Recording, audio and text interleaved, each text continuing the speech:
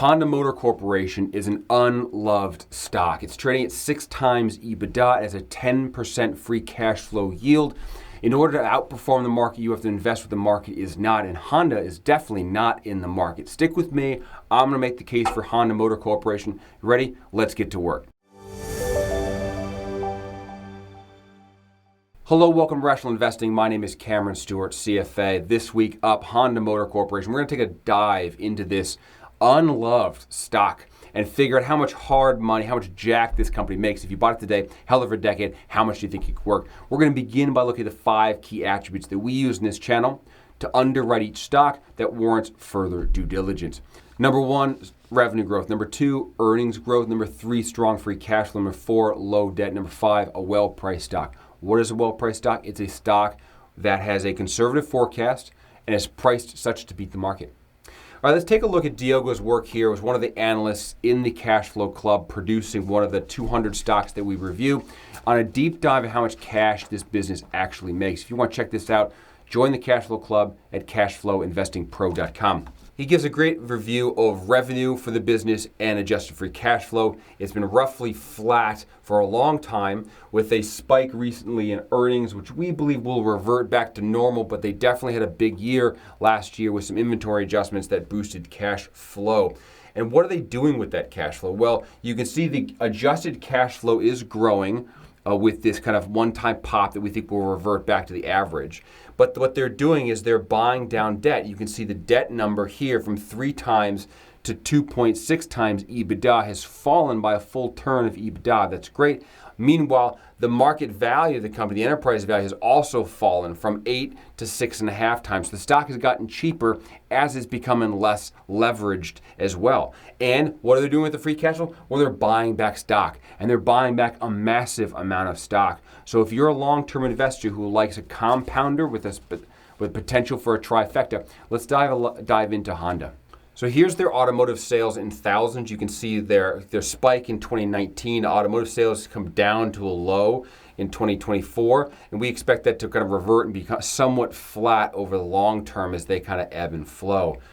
This is total revenue from automobile sales. It's kind of up and down, but in general, it's a trend line that they're trying to maintain. Here's their forecast that they put out for 2024. They're showing some pretty decent growth here. Motorcycles up 2.3%, automotive up 18%, power products down 16%, but power products is a smaller piece of their revenue.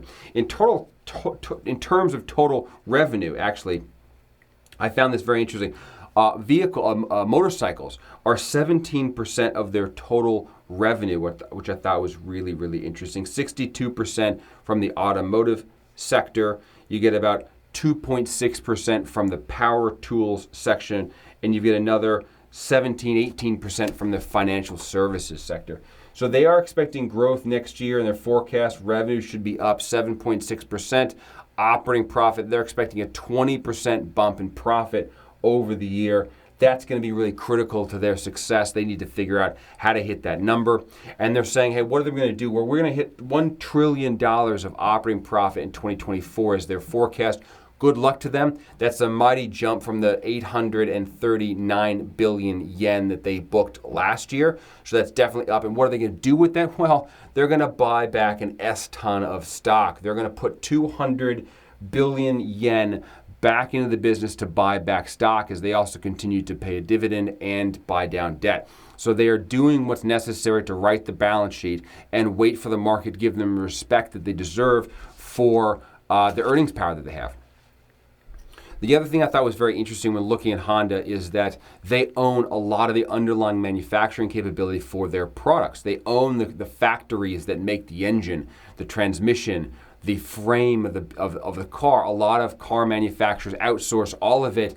Honda has the manufacturing capacity, the installed capacity to go ahead and make that. That is a very, very difficult asset to replicate, and I think there's a lot of underlying value in a company that owns a lot of their supply chain like Honda does.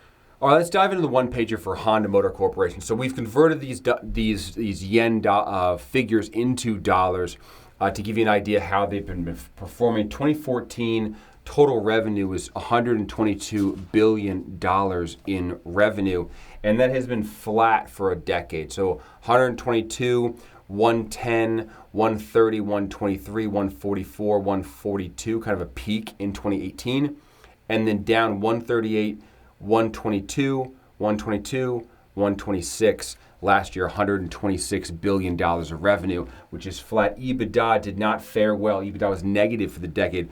13 billion to 10, 10, 13, 14, kind of again a peak of profit and earnings in 2018, and then down to 13, 12, 11, 12, and finally $11.2 billion of earnings last year.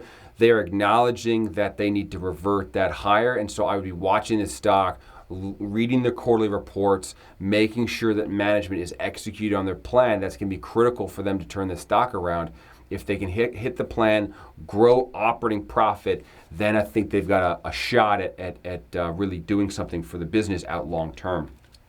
But this does not check our box for revenue growth or for earnings growth. Let's take a look at the debt that they have. So debt is flat over this period of time, $57 billion to $57 billion. And the cash has been stacking. They've got excess free cash, $11 billion to $28 billion of free cash, excess cash on the balance sheet. And what we do with that, by the way, so what do we do with this free cash? We have the net debt. So they have $57 billion of debt, but they have $27 billion of cash. You subtract those two and you get your roughly, what's that, $30 billion of net debt that we can use to value the business. Market cap for this stock is down $64 billion to $42 billion in the decade. That's a 4% decline over the last decade, or roughly $20 billion in market value. Enterprise value follows the same pattern. If I look at debt ratios, they were fully leveraged prior to the decade at 4 times EBITDA. That's greater than our 3 times, so we would not be buying the stock at that point. But that's come down to 2.6 times as they completely try to unlever this business, and that is exactly what we want to see. That puts them in a very strong position for the future of this higher interest rate environment if they've been shedding debt. And the last 2 years, they've gone from 4 times leverage to 2.6 times. Last 2 years, they put out a total of $9 billion to buy down debt. That's a tremendous power that they have to buy some of that down. In terms of the valuation of the business, it was trading at 8 or 9x. It's now 6.5 times enterprise value, which is very low for a business of this size. Given it's not growing, I get you that. But the sheer size and the assets that they have, I would think denotes a little bit better than that. But here's the adjusted free cash flow. You can see the spike last year, $14 to $15 billion in free cash flow, adjusted free cash flow from operations. We expect that to come back down and normalize a little bit. That's a little high. I don't want to peg a forecast off that. But it's definitely nice to know they can gen up free cash flow and want it. They put back about $4 billion annually into the business for CapEx, and this has declined over the last decade, which I'm not a fan of. I'd like them to be building capacity. It looks like they've been kind of resting on their laurels a little bit, or not sure of where to put that cash. They definitely bought a lot of stock back. On debt, you can see they're issuing debt the early part of this decade, and they've flipped that, and they're really starting to get aggressive at buying down debt. I think that's speaking to their sense of urgency to make sure they have flexibility in the balance sheet, and that's probably why they haven't been coming out with a lot of EV cars recently, is they've been trying to write their balance sheet before they go into the EV business heavily. You can also see they've been buying back shares. Oh, so free cash flow to equity, they make around $4 to $5 billion of free cash flow to equity. On the shares themselves, the shares have been declining. You got 1.8 billion shares down to 1.7 billion shares. So they're taking off about 1% of shares outstanding every single year. And we get to free cash flow yield. So if they're producing about call it $3. If I ignore these years which are high, they're paying down debt. If you go over here where they're not paying down debt, They have about $3 per share of free cash flow, and they're currently trading at about $34 a share. That's roughly a 10% free cash flow yield. So if this business can turn a little bit around, a little growth, I think there's a strong opportunity here for something that could actually bounce. On a forecast, so they're showing their strong earnings, and I think you really need to smell check this one and make sure management can hold the line on this. If they waver at all on that 20% growth in profitability year over year, forget about it. But if they're able to hold that, and then afterwards we have really no growth at 1%, that's not even above inflation. The long-term forecast here is just shy of $15 billion of EBITDA, up from 12 and change last year. We've applied a 7 times market multiple to this, so this is a slight expansion of that multiple from 6.5 to 7. Less your debt plus your excess cash gives you about a $44 price target out 10 years with extremely weak growth, albeit next year this 20% marker. So we really want to watch that.